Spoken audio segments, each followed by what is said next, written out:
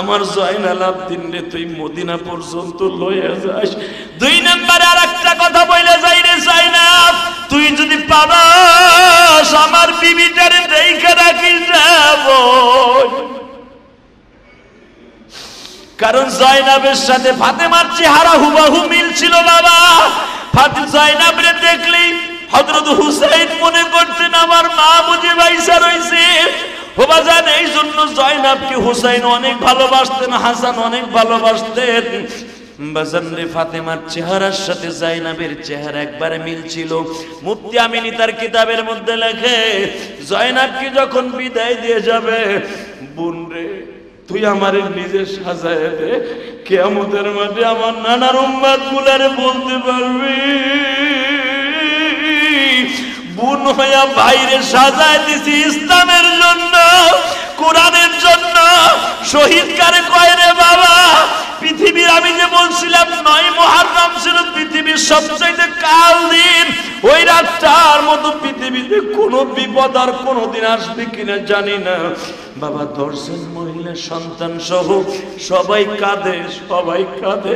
কোনো পানি নাই, খাবার নাই, সবাই রোজা অবস্থায়। বাজান বারবার বলা হইতেছে, বারবার হুসাইনের তাবুর থেকে বাচ্চাদের চিৎকার আওয়াজ, ছোট্ট জয়নাল আবদিনের চিৎকারের আওয়াজ। ওই দিনকার মতো এরকম ইতিহাস পৃথিবীতে আর কোনোদিন আসবে কিনা কোনো মুফাসসির লিখতে পারবে না বাবা। জয়নাব ভাইয়ের বুকের সাথে মাথা ঢাকাইয়া মাজাটা শক্ত করে ধরে বলে, ভাই গো তুমি ঠিকই তাহলে শহীদ হয়ে যাবা, কিন্তু যাইবার আগে একটা কথা শুনিয়া যাও, আগামীকালকে তোমার আমি নিজের হাতে যুদ্ধের সাজে সাজায় দেব, কিন্তু শর্ত থাকবে তুমি তো চলে যাওয়ার পরে মার সাথে দেখা হয়ে যাবে, নানার সাথে দেখা হয়ে যাবে, নানি খাদিজার সাথে দেখা হয়ে যাবে, কিন্তু তোমার আল্লাহ কোন বলছো, ওয়ালা তাকুলু লিমান ইউকতালু ফি সাবিলিল্লাহি আমওয়াত, যারা দিন কায়েমের জন্য শহীদ হবে তাদের তোমরা মৃত্যু বলো না। আমি জানি তুমি জীবিত হয়ে থাকবে। তুমি নানারে বুঝাইয়া কইও, যারা আমাদেরকে খাবারের কষ্ট দিছে, যারা আমাদেরকে 8টা দিন পানির ব্যবস্থা করে দেয় নাই, নানারে বুঝাইয়া কইও তার উম্মত যেন কোনোদিন পানির কষ্ট না দেয়।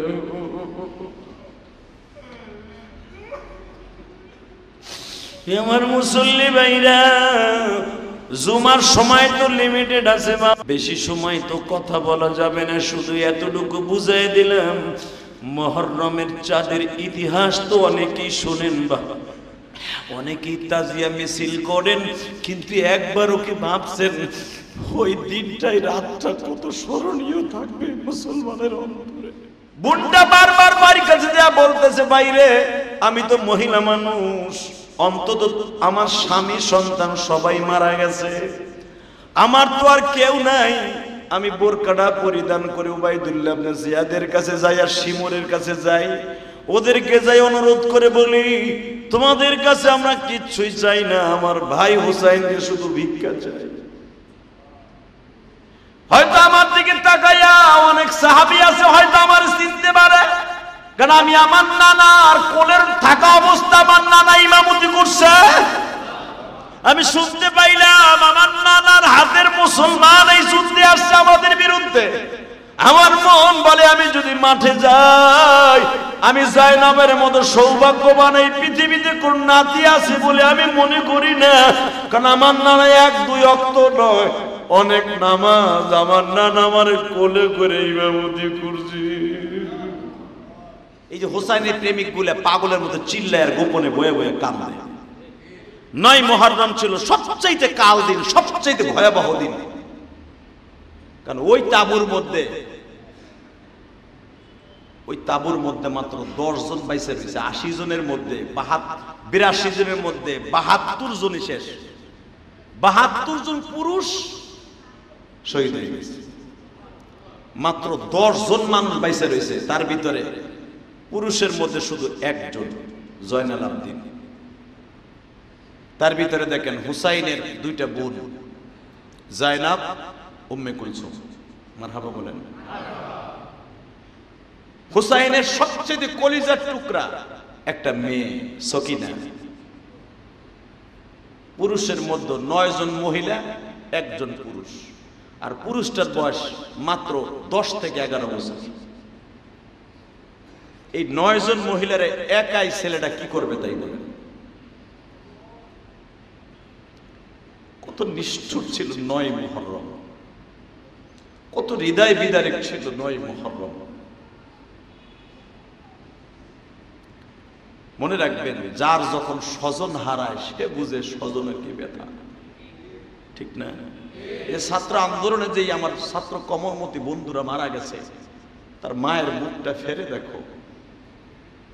কোঠা مولانا محمد صلى الله تعالى عليه وعلى آله وأصحابه وبارك وسلم. اللهم صل على محمد وعلى آل محمد كما صليت على إبراهيم وعلى آل إبراهيم إنك حميد مجيد. اللهم بارك على محمد وعلى آل محمد كما باركت على إبراهيم وعلى آل إبراهيم إنك حميد مجيد. نحمده ونستعينه ونستغفره ونؤمن به ونتوكل عليه ونعوذ بالله من شرور أنفسنا ومن سيئات أعمالنا. من يهده الله فلا مضل له ومن يضلل فلا هادي له. الذي أرسل رسوله بالهدى ودين الحق ليظهره على الدين كله وكفى بالله شهيدا. أما بعد فقد قال الله تبارك وتعالى: فأعوذ بالله من الشيطان الرجيم. بسم الله الرحمن الرحيم.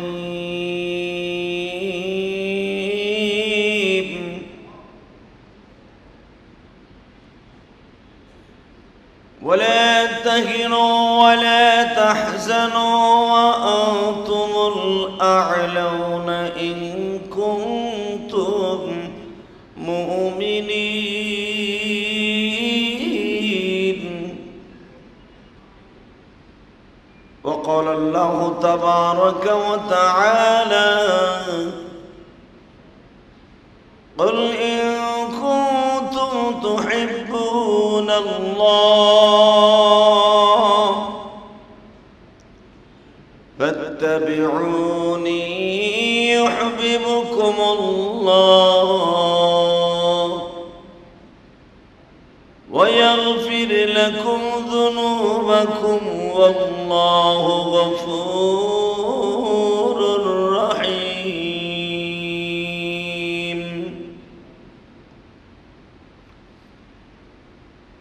قل أطيعوا الله وأطيعوا الرسول إن الله وملائكته يصلون على النبي يا أيها الذين آمنوا صلوا عليه وسلموا تسليما. لا إله إلا الله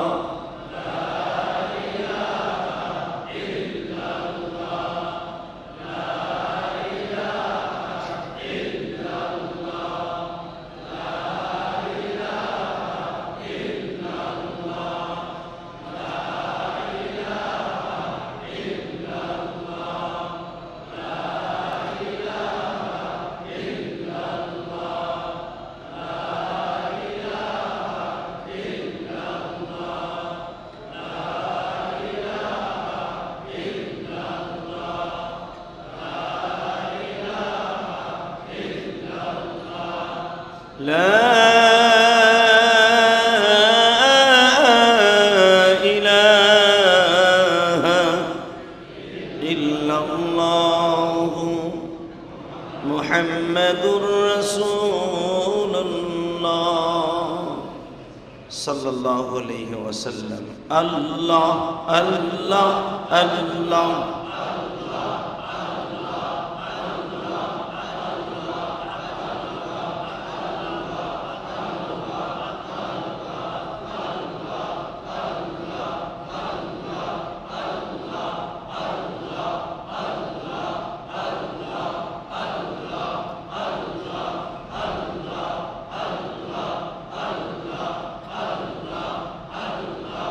الله الله الله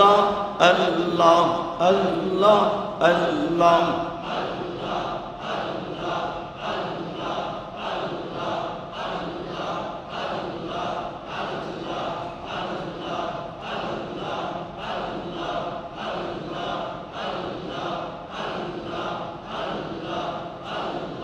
لا إله إلا الله محمد رسول الله আল্লাহর যাকিরিন শাকিরিন মুহিব্বিন মুবাল্লিগিন আল্লাহর প্রিয় মাহবুব বান্দারা আল্লাহ রাব্বুল আলামিনের দপ্তরে লাখো কোটি শুকর যেই মহান সত্তা আপনাকে আমাকে পবিত্র জুমার দিনে মুহররমের চাঁদে অনেক বিপদ আপদ দুঃখ বেদনা কাটিয়ে গত সপ্তাহের চাইতে এই সপ্তাহে আল্লাহ পাক আসানের সাথে সুস্থতার সাথে তার ঘরে আগে আগে এসে বসবার তৌফিক দান করেছেন ওই মহান সত্তার শুকরিয়া জোরে সোরে বলি আলহামদুলিল্লাহ। সুস্থ রাখার মালিক আল্লাহ, অসুস্থ রাখার মালিক আল্লাহ। আপনারা জানেন এই দুইটা সপ্তাহ বাংলাদেশের জন্য অত্যন্ত কষ্টের সপ্তাহ ছিল। মানুষের জান মালের কোনো নিরাপত্তা ছিল না, ঠিক না? রাস্তায় বের হলেই গুলি হবে, কারফিউর মানিয়েতে তাই। আমাদের দেশের সেনাবাহিনী রাস্তার মোড়ে মোড়ে দাঁড়িয়েছিল।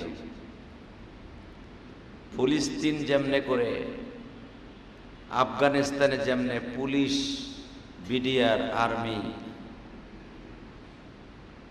ঘাড়ে করে করে বন্দুক নিয়ে পজিশন নিয়ে দাঁড়িয়ে থাকে, আমাদের দেশের অবস্থা এরকম ছিল। আসলে আল্লাহ রাব্বুল আলামিন আসান করে দিয়েছেন, ওনার হাজার শুকরিয়া, আলহামদুলিল্লাহ বলেন। আসলে নিয়ম হলো আন্দোলন করা যাবে, আন্দোলন করা যাবে, সরকারের কাছে দাবি দেওয়া পেশ করা যাবে, কিন্তু জ্বালাও পোড়াও ভাঙচুর, এই জ্বালাও পোড়াও সরকারি মাল, আসলে সরকারি বলতে কোনো জিনিস নাই, সবই জনগণের, ঠিক না বেটা? মানে প্রধানমন্ত্রী 10 নম্বরে আসছিলেন গতকালকে না পরশুদিন। উনি এসে, উনি যখন প্রধানমন্ত্রী থাকবে না, উনি কিন্তু আমার মতো হয়ে যাবে যদি হায়াতে বেঁচে থাকে। কি ব্যাপার, তাই না? বাংলাদেশে বেগম জি এক সময় ক্ষমতায় ছিলেন, উনি কিন্তু এখন আমাদের মতোই হয়ে গেছে। উনিও যদি পার্লামেন্টের একজন মেম্বার, এমপি, কিন্তু উনিও ক্ষমতায় যখন ছিলেন ওনার অনেক পাওয়ার ছিল, ওনার কথায় হাজার হাজার সেনাবাহিনী, পুলিশ, লক্ষ লক্ষ মানুষ ওঠা বসা করত। আজকে উনি প্রধানমন্ত্রী নাই, এই জন্য সরকারে কিছু নাই। কিন্তু মনে রাখবেন, সরকার পরিবর্তন হবে, আমলারা পরিবর্তন হবে, কিন্তু দুইটা জিনিস পরিবর্তন হবে না বাংলাদেশে। একটা হলো জনগণ, আর একটা হলো সরকারি যারা চাকরি করে। এরা কারো হাতের পুতুল না। এই যত দেখেন, আল্লাহ তাআলা আমাদের সবাইকে হেদায়েত নসিব করেন। জোরে করে আমিন, আরো জোরে, আরো জোরে। খারাপ লাগতেছে? লাগুক গেতা, আমার কি, মনে রাখবেন একটা কথা, শহীদ তাকেই বলা হয়। কোরআনে কি বলে শোনেন শহীদ সম্পর্কে? ولا تقولوا لمن يقتل في سبيل الله أموات بل أحياء ولكن لا تشعرون।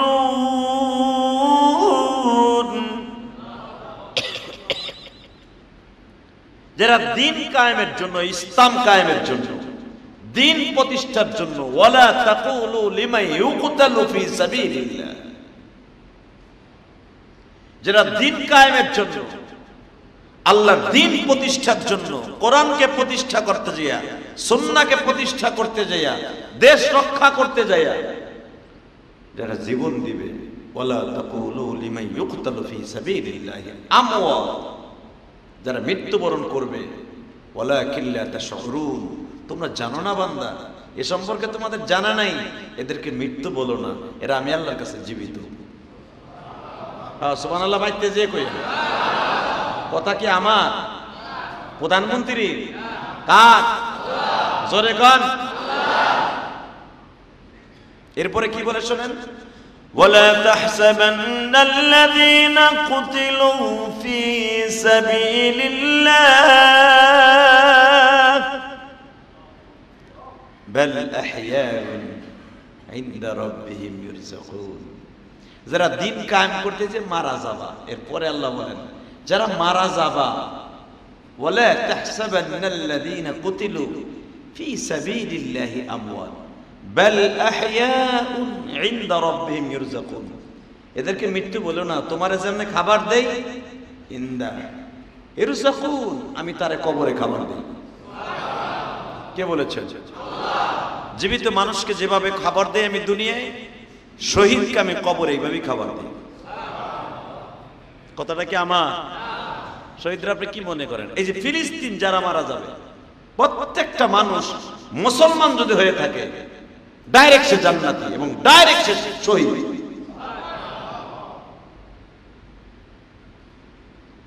এখন জানি না, আমরা আন্তাজে একজনের শহীদ বললেই কিন্তু সে শহীদ না, ভালো করে বুঝেন। আমি ইলিয়াস রহমান যদি বলে দিলাম, দেখবেন অনেক হিন্দুর কবরের সামনে লেখা থাকে কি শহীদ শ্রীকৃষ্ণ বাবু লেখা থাকে না, শহীদ শ্রীকৃষ্ণ হালদার, এরকম অনেক লেখা থাকে। শহীদ হওয়ার জন্য মেন শর্ত হলো তার ঈমান থাকতে হবে। ঈমান কি থাকতে হবে? জোরে কন। আপনি শহীদ বললেই কাজ হবে না। শহীদ তো আপনার স্বাস্থ্য পাইন নামও শহীদ, আপনার খালতো পাইন নামও শহীদ, ওই শহীদ হইতে পারে, আল্লাহর ঘোষণা কিন্তু শহীদ না। হ্যাঁ, যদি অন্যায়ভাবে জুলুমের শিকার হইয়া, যেটা মাঝে মাঝে পুলিশ ডাইরেক্ট কোনো কথা নাই বার্তা নাই ধরে নিয়ে মেরে ফেলে দেয়, আছে না? নাই? আবার অনেক আছে ডাকাতের সামনে মেরে ফেলে দেয়। অন্যায় জুলুম করে যদি কাউরে মারে সে শহীদ। আলহামদুলিল্লাহ বলেন। জালেমের অত্যাচারে যদি কেউ জুলুমের অতিষ্ঠিত হইয়া, এখানে দিন কায়েম শর্ত না, এখানে যদি জালেমের অত্যাচারে অতিষ্ঠ হইয়া মারা যায়, কেউ জুলুম করে মেরে ফেলো, কালি কালি বেটার কোনো অপরাধ নাই, সে মুসলমানের সন্তান, সে শহীদ। কারণ তার জীবনের যত গুনাহ আছে সব মাফ করে গুনাহগুলো চলে যাবে যে তারে মারছে তার ঘাড়ে, আর তার জীবনের যত নেক আমল আছে চলে যাবে ওই লোকটার ঘাড়ে। এই জন্যই তাকে বলা হয় নিষ্পাপ শহীদ, ডাইরেক্ট জান্নাতে চলে যাবে।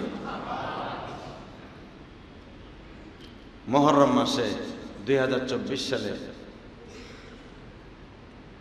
স্মরণ হয়ে থাকবে বাংলাদেশের ইতিহাসে এত ক্ষতি বাংলাদেশে কোনোদিন কোনো আন্দোলনে হয় না। কথা কন না কেন? আল্লাহ আপনি এই ক্ষতিটা আপনার পক্ষ থেকে করে দিয়েন, আল্লাহ পুরো করে দেন আপনি। আল্লাহ আমাদের সবাইকে আপনি হেফাজত করেন। আমার যে ছাত্র বন্ধুরা, কমলমতি কলিজার টুকরা, আমার দরদিরা, তারা রাস্তায় নেমেছিল তাদের আন্দোলনের জন্য। আল্লাহ যারা অসুস্থ আছে তাদেরকে সুস্থ করে দেন। আরে ভাই, আমার সন্তানরাও যদি অসুস্থ হইতো আন্দোলনে যায়, এখানে অনেক লোক আছেন রাস্তায়, তার ছেলেটা গেছে আন্দোলনে, বোঝে নাই কিছু, ও বোঝে নাই, সবাই নামছে, ক্লাস 7-এর পোলাও গেছে। একটা পোলার দৃশ্য দেখলাম, সে যখন তারে গুলি করছে, সে বলতেছে ভাই আমি কি মরে যাবো, পাশের লোক বলতেছে তুই মরবি কে, তুই এখন ট্রিটমেন্টে যাবি, হসপিটালে যাবি, জানি না ছেলেটা বেঁচে আছে কিনা। তো ও যে বুঝতে পারতেছে যে আমারে গুলি করছে, আমি মনে মরে যাব। তো এই যে ওর দৌড়ত যে আমি মরে যাব, ভাই আবেগে মানুষ অনেক কিছু করে, মৃত্যুর সময় কিন্তু মানুষ তখন বুঝে। এই যারা গলায় রশি দেয়, আপনি মনে রাখবেন, গলায় ফাঁস দিয়ে মরে, ফাঁস দেওয়ার আগ পর্যন্ত শয়তান সাহেব আপনার গাড়ি থাকে। যখন রশিটা আপনার নরুলিতে আটকে যায়, তখন কিন্তু শয়তান আপনার কাছে থাকে না, তখন কিন্তু আপনি বাঁচার জন্য অনেক চেষ্টা করেন। দুনিয়া সব মাখলুক মৃত্যুর যখন সময় ঘনায় আসে, বাঁচার জন্য অনেক চেষ্টা করে। যারা বিষ খায়, এন্ডি খায়, নাপাক জিনিস খায়, যারা মারা যায়, মনে রাখবেন মরার আগে রাগে ক্ষোভে অনেক কিছু মানুষ জিদে অনেক কিছু করে। যখন তার মৃত্যুর সময় আজরাইলের থাবা শুরু হয়ে যায়, তখন ওই মানুষটা বাঁচার জন্য অনেক চেষ্টা করে। কারণ এই পৃথিবী ছেড়ে কেউ যেতে চায় না, ঠিক না? বাজানরে, তার জ্বলন্ত প্রমাণ এখন আমি আপনাদের সামনে তুলে দেই। দেশ রক্ষা করার জন্য শহীদ এত সহজ নয়। কারবালা প্রান্তরে যারা মারা গেছে, তারা কিন্তু ডাইরেক্ট শহীদ। এই মুহররম মাসে কারবালার ইতিহাস আপনাদের সামনে সব ইমাম খতিবরা বর্ণনা করে। শহীদ কারে কয় রে ভাই? হুসাইন যাদের বিরুদ্ধে জিহাদ করবে, মাঠে নামবে, একটাও কিন্তু মুসলমান ছিল না। কথা কন না কে? অনেক সাহাবী ছিল বিশ্ব নবীর হাতে কালেমা পড়া সাহাবী। আপনি কি মনে করলেন ইয়াজিদ যে জালেম, ইয়াজিদ তো রাসূলের হাতের কালেমা পড়া মুসলমান? আল্লাহু আকবার বলতে পারলেন না? ইয়াজিদের বাবা মুয়াবিয়া, খবরদার ইয়াজিদকে গালি দিতে গিয়ে মুয়াবিয়াকে গালি দিবেন না, খবরদার। মুয়াবিয়াকে গালি দিতে যাওয়ার সাথে সাথে আপনি কাফের হয়ে যাবেন। আপনি কি মনে করলেন মুয়াবিয়াকে? মুয়াবিয়া এমন একজন সাহাবী, এমন একজন সাহাবী, বিশ্বনবীর খেদমত এমন ভাবে করেছে, বিশ্বনবী তাকে এই দুনিয়ার থেকে জান্নাতি ঘোষণা দিয়েছে। এখানে শেষ না। মুয়াবিয়া 10 জন কাতেবে ওহী, অর্থাৎ কোরআন শরীফ যারা লিখছে ওই জামানায়, কোরআন শরীফ যাদের ওসিলায় আমরা পেয়েছি, কোরআন শরীফ যারা লিখেছেন আমাদের পর্যন্ত, আজকে বাইতুল সুজুদ পর্যন্ত, মসজিদে বাইতুল সুজুদ পর্যন্ত, এই হেফজখানা পর্যন্ত কোরআন যারা পৌঁছাইছে, তার ভিতরে 1 নাম্বার অবদান এই মুয়াবিয়া, ইয়াজিদের বাবা ইয়াজিদ ইবনে মুয়াবিয়া। খবরদার, বাংলাদেশের কিছু বন্ড জাহান্নামী আছে, জাহান্নামের কীট, তারা মুয়াবিয়ারে গালি দেয়। মুয়াবিয়া সম্পর্কে তো জানা আছে, মুয়াবিয়াকে, মুয়াবিয়ারে গালি দিলে পুরা কোরআন শরীফ বাদ হয়ে যায়। কারণ মুয়াবিয়ার হাতের লেখা তাসরিহ, অর্থাৎ সাহাবীরা, বড় বড় সাহাবীরা লিখতেন। আব্দুর রহমান বিন আওফ, তারপরে আব্দুল্লাহ ইবনে ওমর, আব্দুল্লাহ ইবনে আব্বাস, মুয়াবিয়া, এরকম 10 জন কাতেবে ওহী। অর্থাৎ রাসূল তো লিখতে জানতেন না, হযরত আলী রাদিয়াল্লাহু তাআলা সেও লিখতে জানতেন, হযরত আলী ছিলেন কাতেবে ওহী। কি মনে করলেন আপনি? যারা ওই জামানায় কোরআন শরীফ লিখে রেখেছে, মাছের পৃষ্ঠে, পাহাড়ের উপরে, পাথরের উপরে, গাছের ছালে, তখন তার কাগজ ছিল না, এবং চামড়ার, বড় বড় হাতির চামড়া, ঘোড়ার চামড়া, গরুর চামড়া, ছাগলের চামড়া, দুম্বার চামড়া শুকায়া শুকায়া কাগজের মতো বানায় রাখতো। ওইটারে পানিতে ভিজাই আবার শুকাইয়া ভাড়া দিয়া সোজা কইরা কাগজের মতো বানাইয়া কোরআন শরীফ গুলা লিখে রাখতো। এখনো পর্যন্ত যারা তায়েফে যাবেন, আব্দুল্লাহ ইবনে আব্বাসের লেখা কোরআন শরীফ এখনো পর্যন্ত তায়েফে আছে। চামড়ার উপরে লেখা আব্দুল্লাহ ইবনে আব্বাসের, মুয়াবিয়ার হাতের লেখা এখনো পর্যন্ত কোরআন শরীফের 1 পারার উপরে কোরআন শরীফ এখনো তায়েফে জাদুঘরে সংরক্ষণ করা। আব্দুল্লাহ ইবনে আব্বাস, মসজিদ আব্দুল্লাহ ইবনে আব্বাস দেখে আসবেন, হাজিরা ঘুরতে গেলেই তো দেখে আসেন, ভুলে যান কেন? সাহাবীদের লেখা, হাতের লেখা এখনো পর্যন্ত আছে। 1400 বছর আগের লেখা এখনো পর্যন্ত সেভাবে আছে। কি মনে করলেন আপনি? এটা সাহাবীরে লেখছে খোদাই করে করে, ওইটার উপরে খালি রং দিয়ে থুয়ে দিছে, রং দিয়া, রঙের কালি দিয়া নষ্ট না হয়ে যায়। 1400 বছর আগের ওইটা কি থাকে নাকি? ওইটাকে সংরক্ষণ করতে যাইয়া শুধু অক্ষর পরিবর্তন হয়েছে, অক্ষর পরিবর্তন হয় নাই, শুধু লেখার ধরনটা ওইটার উপরে কালি দিছে, বিভিন্ন রঙের কালি দিয়া ওটাকে ধরে রেখেছে যে সাহাবা একরাম কত কষ্ট করে আমার মাবুদের কোরআন লিখেছে।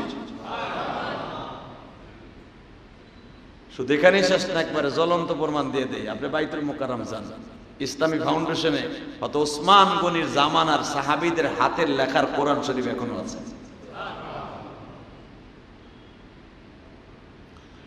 ভাইরা আমার, বন্ধুরা আমার, ভালো করে বুঝবেন, এজিদকে গালি দিয়ে তার বাবারে গালি দিবেন না। এখানে অনেক মুসল্লি আছে, সন্তান গাঞ্জাখোর হয়ে গেছে, সন্তান পথভ্রষ্ট হয়ে গেছে, বন্ধুর মহলে পড়িয়া, বন্ধুর প্রবঞ্চনায় পড়িয়া, বাবা একজন তাবলীগওয়ালা, বাবা একজন হাজী সাহেব, বাবা একজন আলেম মানুষ, বাবা একজন শাইখুল হাদিস মানুষ, বাংলাদেশে বাজান সব বাদ দেন, কত নবীর ছেলেরা চির জাহান্নামী। কথা কর না কে? আমাদের দ্বিতীয় আদি পিতা নূহ নবীকে বলা হয়। আদি পিতা কিন্তু দুইজন, প্রথম হলো আদম আলাইহিস সালাম, দ্বিতীয় হলো নূহ আলাইহিস সালামকে দ্বিতীয় আদি পিতা বলা হয়। কারণ নূহ নবীর প্লাবনের পরে মাত্র 80 থেকে 82 জন মানুষ দুনিয়ায় বাইচা ছিল। কয়জন? লাখ লাখ মানুষের মধ্যে মাত্র 80 থেকে 82 জন মানুষ এই পৃথিবীতে বাইচা ছিল। তো এই 80 থেকে 82 জনের মানুষের ভিতর থেকে সারা দুনিয়ায় এই যে 500-700 কোটি মুসলমান, 500-700 কোটি পৃথিবীতে যত মানুষ দেখেন, ওই 80 জনের থেকে। কি মনে করলেন আপনি? এই জন্য নূহ আলাইহিস সালামকে দ্বিতীয় আদি পিতা বলা হয়। নূহ আলাইহিস সালামের 4জন সন্তানের মধ্যে 3 জনই জাহান্নামী, চির জাহান্নামী, কোনদিনও তারা জান্নাতে যাবে না। কত নবীর বাবা মা চির জাহান্নামী। আমার জাতির পিতা ইব্রাহিম আলাইহিস সালামের বাবা মা, পৃথিবীর কোন মুফতি আছে ফতোয়া দিতে পারবে তাদের মা বাবা জান্নাতি? চির জাহান্নামী। কি মনে করলেন আপনি? এই মুসলমান ভাইরা ভালো করে বুঝবেন, কত নবীর বিবি 1-2 বছর না, 1-2 বছর না, প্রায় 100 বছরের মতো ঘর করছে। নূহ নবীর বউ 700 বছর স্বামীর ঘর করছে, 900 বছর নূহ নবী বাঁচছে, 700 বছর তার প্রথম বিবি ঘর করছে, 700 বছরে বইয়াও বেটা কালেমা পড়িতে পারে না। কি মনে করলেন আপনি? এ তেরা জনমের তেরা। মহিলাকে এই জন্যই তো কইছে আল্লাহ জনমের তেরা। এগুলো যত ঘুষাবেন, পারাবেন, মারবেন, আর বেহা বেশি। কথা কর না কেন? নূহ নবী জীবনে মারে নাই, খালি গড়ছে, মারছে কাছের গ্লাসের মতো, তাও 700 বছর ঘর করছে, বেড়ার জীবনে কালেমা পড়াইতে পারে নাই। আবার অনেক বিবি আছে স্বামীর ঘর করছে প্রায় 100, 150, 250 বছর পর্যন্ত, কোনোদিন পারে নাই স্বামীরে মুসলমান বানাইতে। মা আসিয়া ফেরাউনরে পারে নাই। কথা কর না কেন? এই মেয়ে দুনিয়া সবকিছু স্বামীতে মাইনে নিছে। আসিয়ারে স্বর্ণের সুতা দিয়ে বানায়, কাপড় বানায়, এবার পড়াইছে। আসিয়ার এমন কোন শরীরে জায়গা নাই বেড়ায় স্বর্ণ দেয় নাই, স্বর্ণের খাটে ঘুম পড়াইছে, স্বর্ণের প্লেটে খাওয়াইছে, স্বর্ণের চামিচ দিয়ে তারা খাওয়াই দিত। প্রতিদিন ফেরাউন আসিয়ারে তুইলে গালে তুইলে না দিলে আসিয়া খাইতো না, এত শান শওকতের সাথে চলতো। কিন্তু মনে রাখবেন, সারা দিন বইয়ে খোদায় দাবি করতো, রাত্রে যখন এক খেতার নিচে ঘুমাইতে যাইতো, মা আসিয়া গলাটা ধরে কইতো, দেখো তোমারে কিন্তু সব বন্ডামি আর শয়তানি এগুলো বাদ দাও। ওই খেতার মধ্যে ঘুষি শুরু করতো বউরি। তোর না কইছি এগুলো কবি না? সব বেটার আমার খোদায় মানে, তুই মানুষ না কে? ওই খেতার মধ্যে দুজনে মারামারি করতো। কোন ওই মারামারি তোর বান্দারা দেখে না কেন? ফেরাউন যখন খোদা, আর সারা দুনিয়া মানুষ বান্দা না, হ্যাঁ বউ খোদারে খুদি ঘুষায় আর খুদি খোদারে ঘুষায় এক খেতার মধ্যে। কারণ ফেরাউন তো জীবনে কোনোদিন স্ত্রীর জীবন কোনোদিন করতে পারে না, কারণ ফেরাউন ছিল হিজলা। ফেরাউনের সাথে আসিয়ার 3টা শর্ত ছিল, তুই জীবনে আমার এই গোপন কথা কবি না যে আমি হিজরা। এই হিজরা কোনো কিছু আছে? রসগোল্লা ফেরাউন হলো হিজরা। জীবনে মা আসিয়ার কোনদিনও, যেটা আপনার বালেকপুর বুঝে ফেলছেন, স্বামীর স্ত্রীর হক কোনদিন সে আদায় করতে পারে নাই। যদি কন্তলে এই এত 100 বছর পর্যন্ত স্বামীর ঘর করলো কেমন? বিড়ির কিছু পায় নাই স্বামীর কাছ থেকে। আল্লাহ তারে বলে দিছে ওই জিনিসটাই উঠে নিয়ে গেছে। আসিয়া তোর এই দুনিয়ায় দিব না, তোরে দিমু এর সাথে দামি জিনিস দিব, মরার পরে জান্নাতে নিয়ে আমার নবী মুহাম্মাদের সাথে তোর বিয়ে দিব। মা আসিয়া ওই আশায় ছিল যে দুনিয়া তোর মতো বদমাইশ আমার লাগবে না, আমি সারা জীবন এনটেক থাকবো, আমি কুমারী থাকবো, মুহাম্মাদের সাথে আমার বিয়ে হইব, আমি সেদিন বাসর করব। স্বামীর ঘর করছে, জীবনের স্বামী কোনদিনও ফেরাউন মা আসিয়ার হক আদায় তো দূরের কথা, একটা দিন বাসর করতে পারে নাই। তখন ফেরাউন বলতো, দেখ তোর বাউ দূরে ধরছি, তুই সব মেনে নিবি, কিন্তু একটা শর্ত, তুই যা চাবি তাই দিব, কিন্তু আমি যে হিজড়া এটা কারো কাছে কবি না। মা আসিয়া জীবনে কয় নাই, কিন্তু এক খেতার নিচে যখন ঘুমাইতে যাইতো, দাওয়াত ও তাবলীগের কাজ করতো ঠিকই, ফেরাউন কোনোদিন কালেমা পড়ে নাই। পৃথিবীর কোন মুফতি মিলা স্ত্রী যখন এত বড় জান্নাতি, কোরআনে ডাইরেক্ট মা আসিয়ার কথা বলছে, ডাইরেক্ট জান্নাতি, আল্লাহ ডাইরেক্ট ফেরাউনের বিবির কথা উল্লেখ করে কোরআনে বলেন যে ফেরাউনের বউ আসিয়া ডাইরেক্ট জান্নাতি, জান্নাত দেখে সে দুনিয়াতে নিয়ে গেছে। যার বউ এক খেতার নিচে বাস করে 100 বছর, স্ত্রী ডাইরেক্ট জান্নাতের গাড়িতে উঠবে, ফেরাউনের কোন দুনিয়ার মুফতি আছে যে সে জান্নাতি? দেন না ফটো, আপনি পারলে দেন।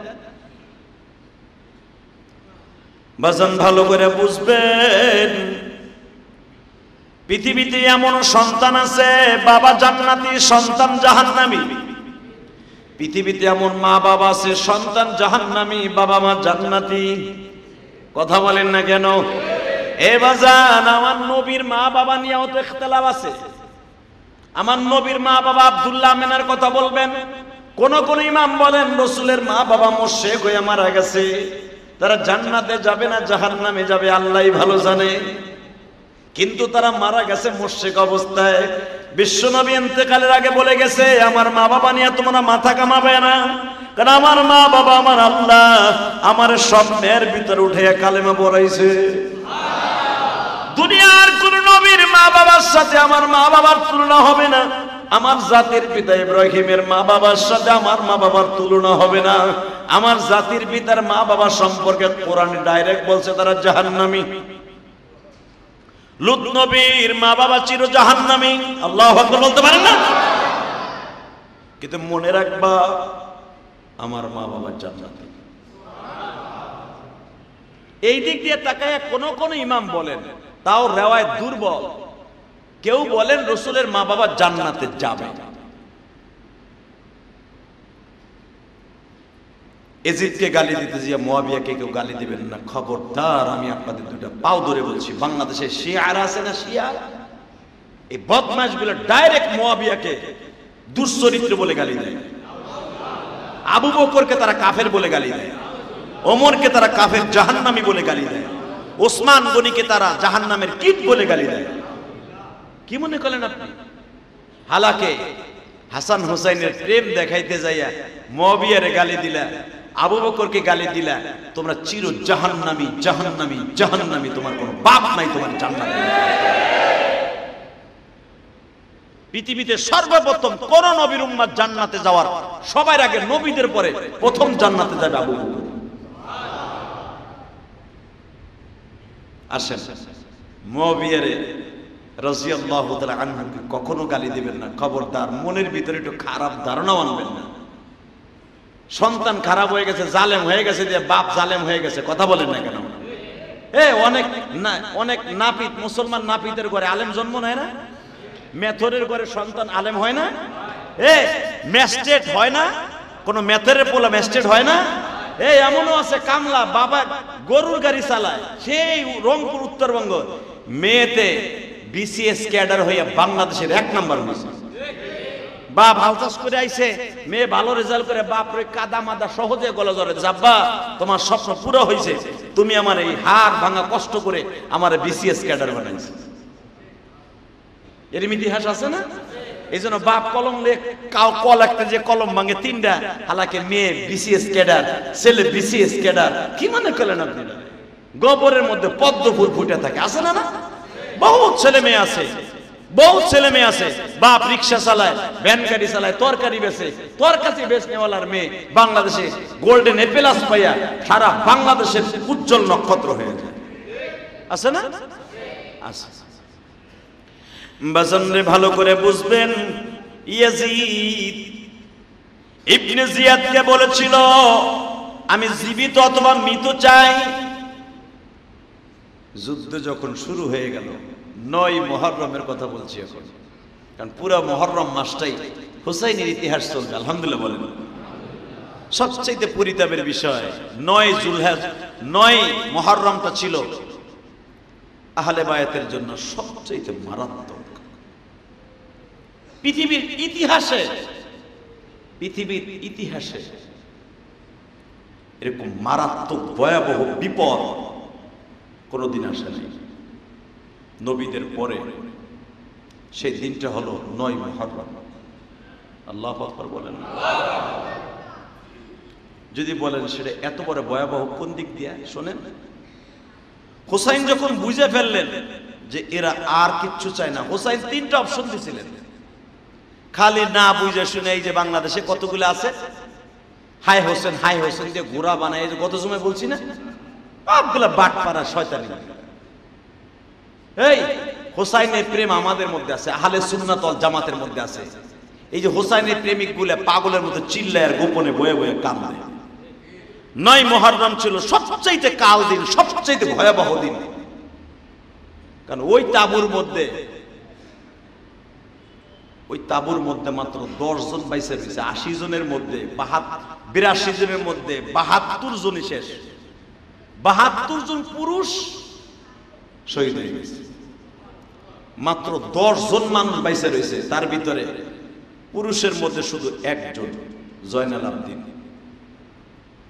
তার ভিতরে দেখেন হুসাইনের 2টা বোন, জায়নাব, উম্মে কুলসুম। মারহাবা বলেন।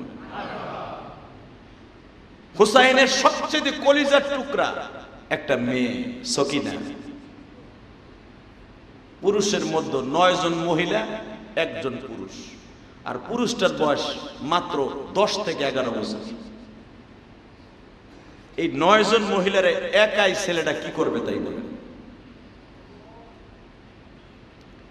কত নিষ্ঠুর ছিল 9 মুহররম, কত হৃদয় বিদারক ছিল 9 মুহররম। মনে রাখবেন, যার যখন স্বজন হারায় সে বুঝে স্বজনের কি ব্যথা, ঠিক না? এই ছাত্র আন্দোলনে যেই আমার ছাত্র কমলমতি বন্ধুরা মারা গেছে, তার মায়ের মুখটা ফেরে দেখো। কোঠা বাজানরে ভালো করে বুঝবেন, চোখের পানিতে আমার আল্লাহর কাছে দোয়া করবেন। দুনিয়া কিন্তু থাকার জায়গা না। কলিজার টুকরা কমলমতি যুবক ভাইরা, দুনিয়া থাকার জায়গা না। যে যেমনি মরো চলে যেতে হবে। কার হায়াতে জিন্দেগি কয়দিন কেউই জানে না। বুঝতে বলেন না কেন? বাজানরে ভালো করে বুঝবেন, এই জিয়াদ উবাইদুল্লাহ ইবনে জিয়াদ উবাইদুল্লাহকে বলা হইল। বুনটা বারবার বাড়ির কাছে যা বলতেছে, বাইরে আমি তো মহিলা মানুষ, অন্তত আমার স্বামী সন্তান সবাই মারা গেছে, আমার তো আর কেউ নাই। আমি বোরকাটা পরিধান করে উবাইদুল্লাহ ইবনে জিয়াদের কাছে যাই, আর শিমুরের কাছে যাই, ওদেরকে যাই অনুরোধ করে বলি, তোমাদের কাছে আমরা কিচ্ছুই চাই না, আমার ভাই হুসাইনকে শুধু ভিক্ষা চাই। হয়তো আমার দিকে তাকাইয়া অনেক সাহাবী আছে, হয়তো আমার চিনতে পারে, কারণ আমি আমার নানার কোলের থাকা অবস্থা আমার নানা ইমামতি করছে। আমি শুনতে পাইলাম আমার নানার হাতের মুসলমান এই যুদ্ধে আসছে আমাদের বিরুদ্ধে। আমার মন বলে আমি যদি মাঠে যাই, আমি জায়নাবের মতো সৌভাগ্যবান এই পৃথিবীতে কোন নাতি আছে বলে আমি মনে করি না। কারণ আমার নানা 1-2 ওয়াক্ত নয়, অনেক নামাজ আমার নানা আমার কোলে করে ইমামতি করছি।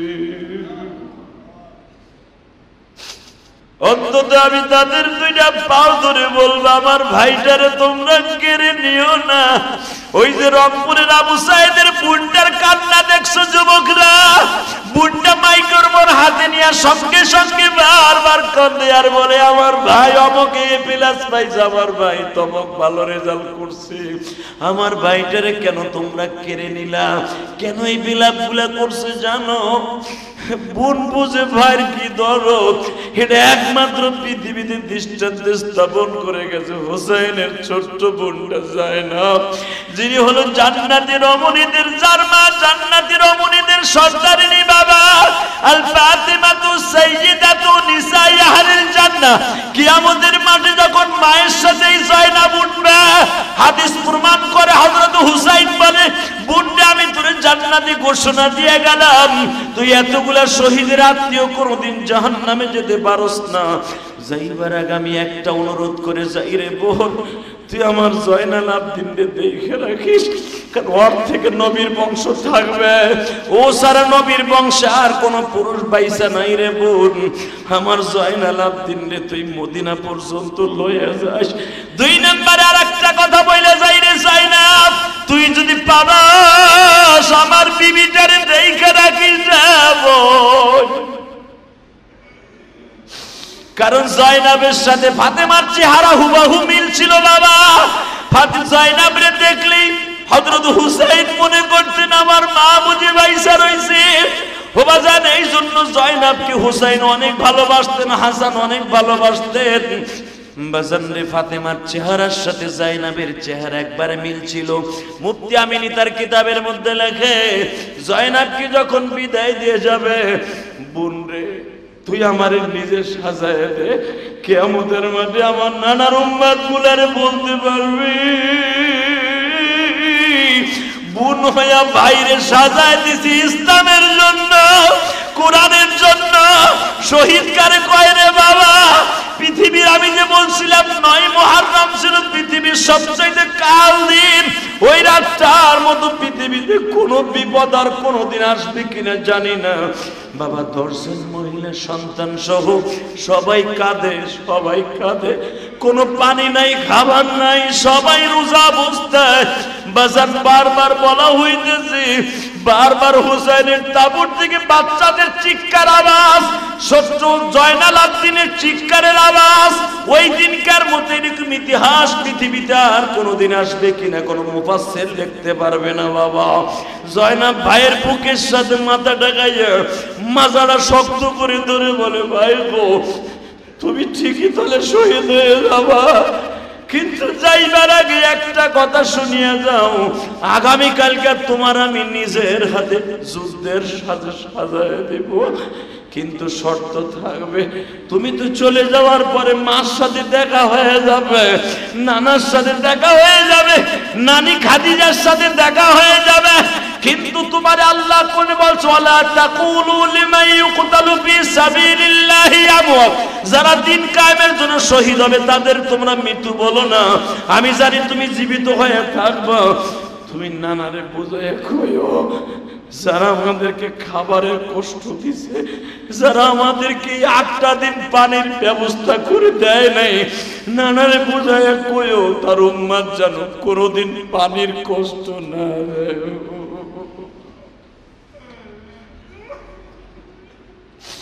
আমার মুসল্লি ভাইরা, জুমার সময় তো লিমিটেড আছে, বেশি সময় তো কথা বলা যাবে না, শুধু এতটুকু বুঝাই দিলাম।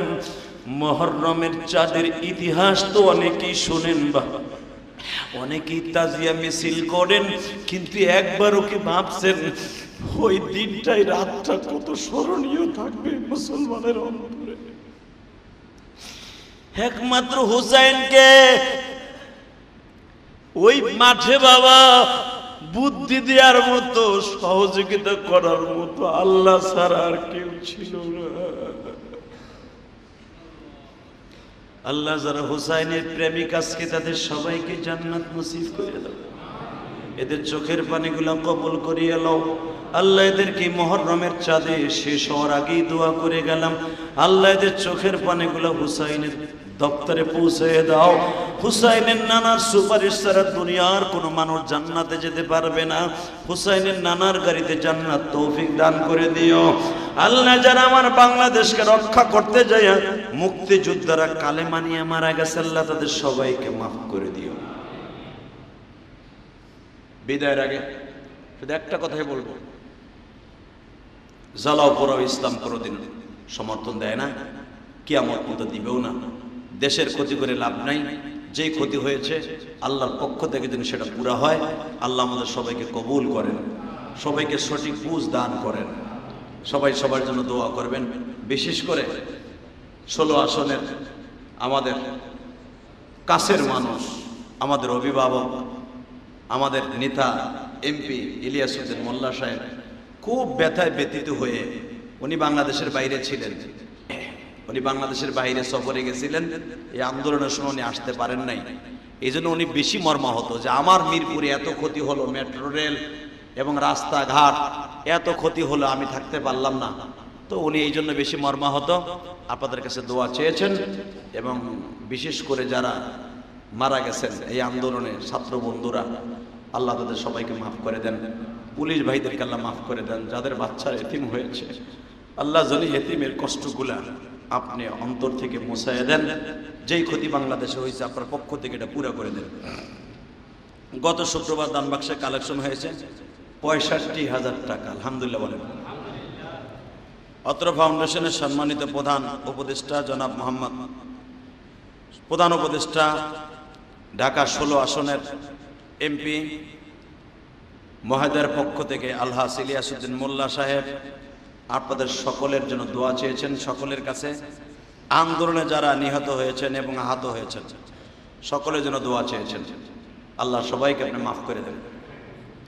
অত্র ফাউন্ডেশনের সম্মানিত সাবেক পাঠাগার দপ্তর সম্পাদক মরহুম আলহাজ শাহাদাত হোসেন, তার সন্তানেরা মসজিদে প্রতি মাসে 2,000 টাকা দান করেন, মাদ্রাসায়ও দান করেন। মাহিমণি নামে আল্লাহর এক বান্দা 1,000 টাকা দান করেছেন। আল্লাহ এই সন্তানটাকে কবুল করেন। আর একটা কথা বলি, আল্লাহ আবুল কাশেম আমাদের মাননীয় সভাপতি সাহেবের শ্যালক, উনি গত জুমায় আমার মসজিদে 5,000 টাকা দান করেছিলেন। বেচারা শারীরিকভাবে একটু অসুস্থ, আল্লাহ তাকে সুস্থ করে দেন। এবং সাথে সাথে অনেক ভাইরা অসুস্থ আছে, আর অসুস্থ কত হাজার, কি অবস্থায় কোন হসপিটালে আছে এটা তো এখনো জানা যায় নাই। যারাই যে অবস্থা সুস্থ আছে, আল্লাহ ডাক্তার হয়ে সবাইকে সুস্থ করে দেন। যত মা চোখের পানি ফেলছে, আল্লাহ ওই মায়ের মনে শান্তির ব্যবস্থা আপনি করে দেন। আসেন তওবা করে আস্তাগফিরুল্লাহ রব্বি মিন কুল্লি যামবি ওয়া আতুবু ইলাইহি লা হাওলা ওয়ালা কুওয়াতা ইল্লা বিল্লাহিল আলিয়্যিল আযীম লা ইলাহা ইল্লাল্লাহু মুহাম্মাদুর রাসূলুল্লাহ। সবাই সবার জন্য দোয়া করেন। আর আসলে এই আন্দোলনের কারণে অনেক দ্রব্যমূল্যের দাম বেড়ে গেছে, তাই না? অনেক দাম বাড়ছিল। বাগুনের কেজি 140 টাকা কেজি আমার মাদ্রাসার থেকে এই আন্দোলনের ভিতরে। তাহলে আপনারা অনেক কষ্টে আছেন, এটা আমি জানি। আপনারা যেরকম কষ্টে আছেন, আপনারাও বাজার করে খান, আমিও তো বাজার করে খাই। সবার জন্য দোয়া করি, আল্লাহ যেন বাংলাদেশের সব মানুষের দ্রব্যমূল্যের দাম অন্তত নিজের হাতের ভিতরে থাকে, সমর্থনের ভিতরে থাকে। এ আল্লাহ পাক সবাইকে করে দিক। আল্লাহ আমাদের সবাইকে মাফ করে দিক, সবাইকে সুস্থ রাখেন, ভালো রাখেন। আল্লাহ যারা যে অবস্থায় যেখান থেকে দোয়া চাইছে প্রত্যেকের মনের আশা পূরণ করেন। আল্লাহুম্মা আমিন। ربنا ظلمنا أنفسنا وإن لم تغفر لنا وترحمنا لنكونن من الخاسرين. ربنا فاغفر لنا ذنوبنا وكفر عنا سيئاتنا وتوفنا مع الأبرار. ربنا آتنا في الدنيا حسنة وفي الآخرة حسنة وقنا عذاب النار. رب العالمين মুহররম মাস বিদায় নিয়ে যায়। তোমার কোরআনের ভাষা 4টা মাস তোমার কাছে দামি, আরবাতুন হুরুম। এই 4টা মাসের মধ্যে একটা মাস প্রথম বছরের মাস মুহররমের চাঁদ। এই চাঁদে শুধু হুসাইনের জন্য নয়, কারবালা প্রান্তরে যারাই মারা গেছে, যারা শহীদ হয়ে গেছে, তাদের সবাইকে আপনি, তারা তো অবশ্যই জান্নাতি গো মালিক। বিশেষ করে হুসাইনের সাথে যারা শাহাদাতের সুদা পান করেছে তাদের ওসিলায় আমাদের সবাইকে তুমি মাফ করে দিও আল্লাহ। এই মুহররমের চাঁদে